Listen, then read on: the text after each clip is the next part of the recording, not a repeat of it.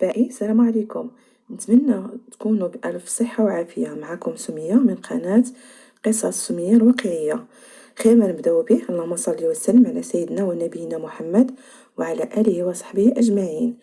كيف ما شفتوا في العنوان، المحتوى ديال هذه القناة غادي يتبدل ابتداء من هذه الحلقة. اختاريت نقدم لكم قصص واقعية من المجتمع المغربي أو العربي بشكل عام، والطابع ديال هاد القصص غادي يكون غالب عليه الطابع الاجتماعي. يقدر يكون أحداث اجتماعية أو جرائم أو أحداث غير اعتيادية. نتمنى أنني نكون موفقة في اختيار مواضيع القصص وأنها تنال الإعجاب ديالكم. ما ندوزو لسرد القصة الأولى في القناة ديالنا. نتمنى أنكم تشجعوني بالاشتراك في القناة وإعجاب الفيديو وتفعلوا جرس التنبيه. القصة ديالنا كيف ما باين في العنوان غادا تكون عن واحد القصة اللي تطرق لها وحكاها العديد من اليوتيوبرز، ولكن للأسف ما كاينش اللي عطانا الحقيقة الكاملة لهاد القصة. في هذا الفيديو غادا نعاود لكم كل التفاصيل والكثير من الحقائق الصادمة اللي ما تذكراتش من قبل. قبل ما نعاود لكم هذه الواقعة، خليوني نعطيكم بعض المعلومات عن هذه الفنانة الكويتية. 1950 تولدت في وسط فني، حيث أمها كانت هي الفنانة الشهيرة صنعاء، اللي كانت من أكثر الفنانات الشعبية المعروفة في ذلك الوقت. درست العلوم السياسية وكانت الوحيدة اللي كانت عندها شهادة جامعية. نورا كانت تعشق الحفلات اللي كانت تحييها الأم ديالها، وكانت دائما كتمشي معها في كل مرة. لكن من بعد ما ماتت الأم ديالها قررت نورا أنها تمشي في نفس النهج ديال أمها وتكمل المسيرة ديالها، وبالفعل حققت الحلم ديالها واستطاعت دير بلاصتها في الوسط الفني لحد ما وصلت لمرتبة الأوائل وانتشرت السمعة ديالها، وولات الفنانة الأكثر طلبا في الحفلات والأعراس حتى في القصور عند الأغنياء، وولات كتدخل فلوس صحيحة كيف ما تنقولوا. بقات على هذا المنوال إلى حدود سنة 1997. في هذه السنة سيقع ما لم يكن في الحسبان. في واحد النهار جات لنورا مكالمة وجاوبت عليها. الو، الفنانة نورا؟ اياه، الا جات على خاطرك غادا نزوج بنتي وعندي العرس هاد الاسبوع، ويشرف لي انك انت اللي تحيي لي العرس ديال بنتي. ايه، ولكن لالا عطيني التاريخ والعنوان الا جات على خاطرك. العرس غادي يكون نهار الجمعة الجاية، والعنوان غادي يكون في منطقة الصباحية. إيه، الله يكمل بالخير، ولكن اختي غير سمحي لي ما نقدرش، لان نهار الجمعه هو يوم راحه بالنسبه ليا وللبنات اللي خدامين معايا بطبيعه الحال، وكيبغيو يرتاحوا في هذا النهار. غير سمحي لي يا اختي. الله يجازيك بخير، ولكن بنتي راه حالفه ما يغني في عرسها غير كنتيا، والعائله كلها طلبك بالاسم. وبقات كتطلب وكتقنع تتحاول انها تقنع فيها حتى وافقت في الاخير. عيطات نورا للبنات اللي خدامين معاها وقنعاتهم بالزز ووافقوا، خصوصا منين عرفوا بان الثمن مغري اللي غادا تدفعو هاد السيده. المشكله ماشي هنا، المشكله هو انهم ما كانوش عارفين بان هاد العرس بالضبط وهاد النهار غادي يكون هو اخر عرس واخر نهار غادي يغنيو فيه.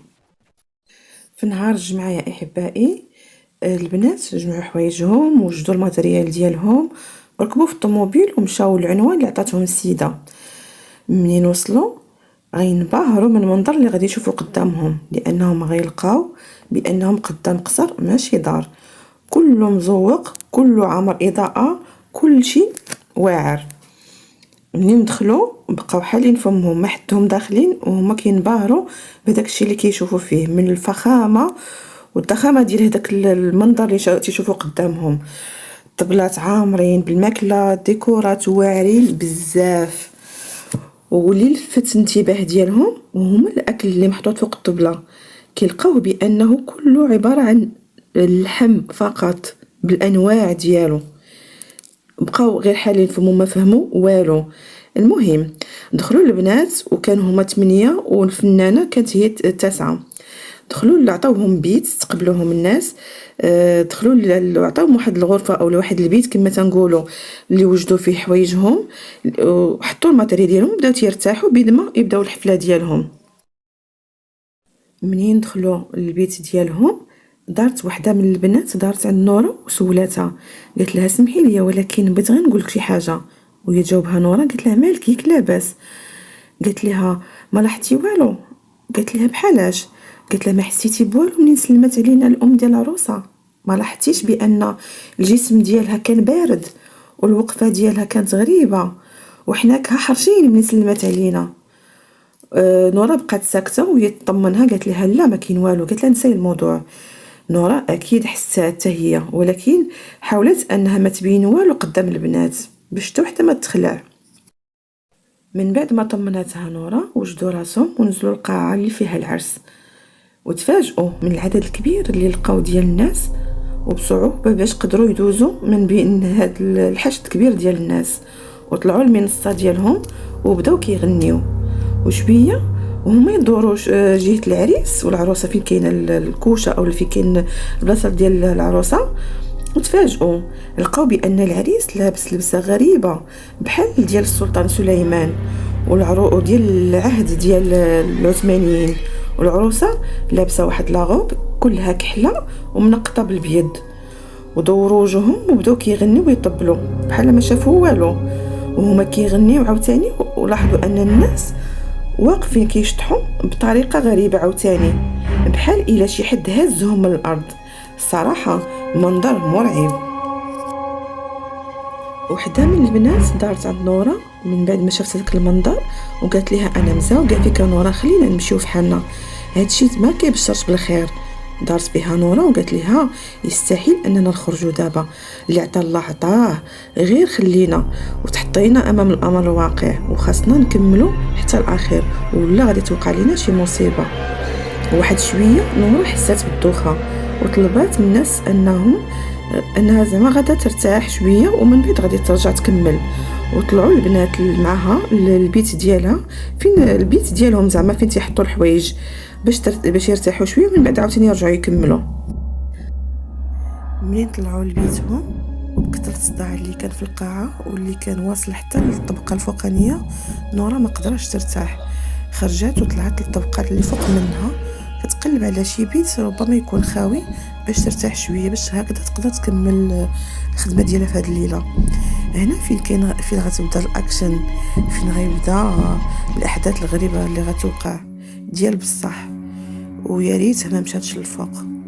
هاد ليطاج الاحباء ديالي مختلف تماما على الابهه اللي كاينه لتحت لان في هاد الطابق هو طابق مهجور وفيه غير الظلام والغبابر بشكل مرعب.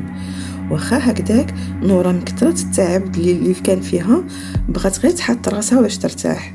منين قربت لواحد البيت قالت بسم الله وهي تقرب للباب باش تحلو وتدخل وهو يتحل الباب بوحدو ما فهمت والو ومع ذلك دفعات الباب ودخلات ولقات واحد الفراش مهم مقاد شويه ولكن باينه بانه مده ما تقاش فيه شويه الغبره هكذاك تسست شويه وما سوقات لتا حاجه وحطت راسها ونعسات في البلاصه نعسات بدات كتحلم ما عرفتش واش كان حلم ولا حقيقه.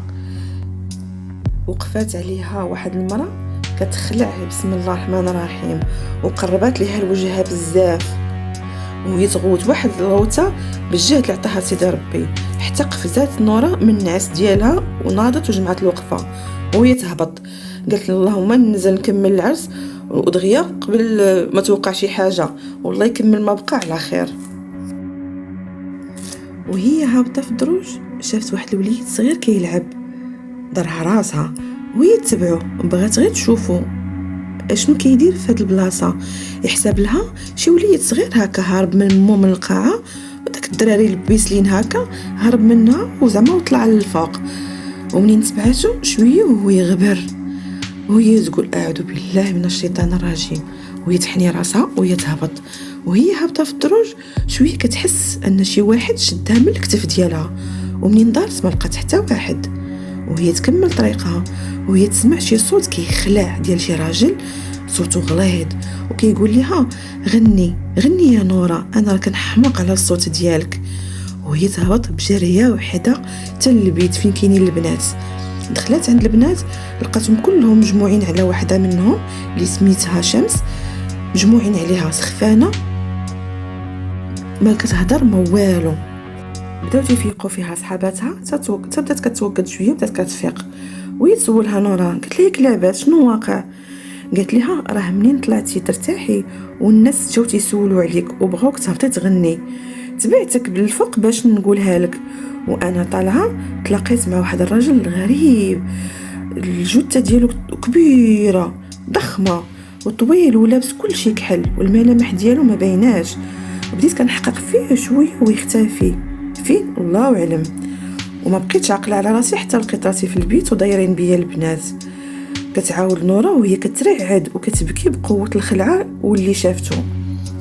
بقات البنت كتطلب في نورا وكتزوق فيها باش زعما يخرجوا من هاد القاعه وبنقص من هاد العرس. جاوبتها نورا وقالت لها حبيبتي انا اللي شفته في الفوق اسوأ واكبر من اللي شفتيه انتي ب1000 مره، ولا شفتيه انتي عادي داكشي اللي شفتيه انتي راه حتى شي حاجه مقارنه مع داكشي اللي شفت انا الفوق. ودارت نورا عند الناس وقالت لهم انا مزوقه فيكم، خليونا نكملوا هاد العرس على خير، اصلا ما بقاش الوقت بزاف ويوصل الفجر ونمشيو في حالنا، والا غادا توقع لينا شي حاجه خايبه. ايه دابا كنا عارفين ومتاكدين باننا خدامين في هاد الليله في العرس ديال الجن ماشي ديال الانس. عافاكم غير تحملوا شويه وخليو هاد الساعات اللي بقاو يدوزوا على خير ونخرجوا سالمين ان شاء الله من هنايا. هنا البنات استسلموا وسمعوا لهضرة نورا وناضوا ورجعوا للقاعة اللي كان فيها العرس وبداو كيطبلوا كيغنيو. شوية لاحظوا ان الناس المعروضين ما حدهم كيغنيو وكيطبلوا والعدد ديالهم كيزيد بواحد الطريقة مخيفة، مع العلم ان البيبان كلهم مسدودين منين كيجيو والله اعلم. من كثرة الصدمة البنات وحدة بقات كتشوف الاخرى وكيهضروا غير بالعينين. وشويه لاحظوا ان الناس اللي كيشطحوا بطريقه شي شكل زعما، ومنين كيتهزوا من بحال كينقزوا، ومنين كيتهزوا رجليهم رجلين ماعز. في هذه اللحظه الشمس غادي اللي سخفات في المره الاولى ثاني سخفات المره الثانيه من هول الصدمه واللي شافته. هزوها صحاباتها عاوتاني ودخلوها لك البيت ديالهم اللي فيه حوايجهم وبداو كيفيقوا فيها. وشويه هما يسمعوا الاذان ديال الفجر كيأذن، ويا الله قال الله اكبر. تفاضوا في القصر كامل، فيقوا الشمس صاحبتهم بسرعه وجمعوا النوضه وشدوها بجريه وحده باش يطلعوا من هذاك القصر. ومنين كانوا هابطين في الدروج دازوا على القاعه اللي كان فيها العرس وتصدموا من اللي شافوه. كل اعداد الناس اللي كانوا في القاعه والتجهيزات والاتات اي حاجه كانت في هذيك القاعه ما بقى منها والو. كملوا طريقهم بجريه وحده كما قلت لكم حتى وصلوا لخارج القصر. ومنين وصلوا للزنقه تلاقاو مع واحد الراجل كبير في السن دايز غادي يصلي الفجر في الجامع من السكان ديال الحي. شافوه وبقى مستغرب وما فهم والو وهو يسولهم اش كديروا نتوما هنا بنياتي؟ جاوبته نورا وقالت له والله يا سيدي حنا كنا خدامين في هاد العرس اللي في هاد الدار. وهي كتعاود ليه وكتشير له بصبعها، دورات وجهها باش توريه تصعقات منين شافت داكشي قدامها الدار اللي قدامها. منين دارت حيت ما لقات والو من هداك الزواق وداك الاضاءه والفخامه اللي كان فيها في الليل فاش كانوا يلا داخلين ليها. وقالت ليه حنا مصدومين من اللي شفناه داخل هاد الدار، وقعوا شي احداث وشي حوايج ما يصدقهمش العقل. جاوبها الراجل وقال لها الله يا لاله اش كتقولي؟ انا راه سنين وانا عايش في هاد الحي وهاد الدار اللي كتعاودي عليها سنين وصحابها هاجرينها. هنا تأكدت نورا مليون في المية أنها كانت خدامة أنها كانت خدامة في عرس ديال الجنون وماشي ديال البشر، وأن المكالمة اللي جاتها كانت مع الجنية ماشي من عند مرأة. المهم أحبائي فمن هذاك النهار المشؤوم قررت نورا أن هذا العرس غادي يكون آخر عرس غادي تغني فيه وآخر مرة ما زالت تبان سواء في التلفازة أو في الراديو. لحد واحد النهار اتصل بها واحد الصحافي وطلبها انه يدير معها لقاء صحفي. رفضات بطبيعة الحال وبدا كيترجاها وكيحاول يقنعها باش توافق حتى اقتنعت في الاخير ولكن بشرط. قال لها شنو هو الشرط؟ قال لها قالت ليه أن أي معلومة أو تفصيل غادي نقولو يتحط كما هو بلا زيادة بلا نقصان. وافق الصحفي على الشرط ديالها. جا النهار اللي غادي يدار فيه اللقاء الصحفي، هو باش يعقل على التفاصيل اللي كتقولهم الفنانة، سجل صوتها على الكاسيت بالموافقة ديالها طبيعة الحال. والحاجة الغريبة اللي وقعت هي أن من بعد المقابلة الصحفية اللي دارت، منين رجع الصحفي باش يكتب يسمع الشي اللي تسجل وباش يسمع الكاسيت ويبدا يحرر الموضوع، لقاه تمحى كامل وما فيه حتى حاجة. من بعد عام من هاد المقابلة اللي دارت نورة مع هاد الصحفي، هاد الصحفي سيدة خايبة بزاف ومات موتة خايبة الله يحفظ. هنا كتكون سالات القصة ديالنا ديال اليوم. نتمنى انها تكون عجباتكم ونالت الرضا ديالكم. نتلاقاو في القصة الماجية ان شاء الله. مع السلامة.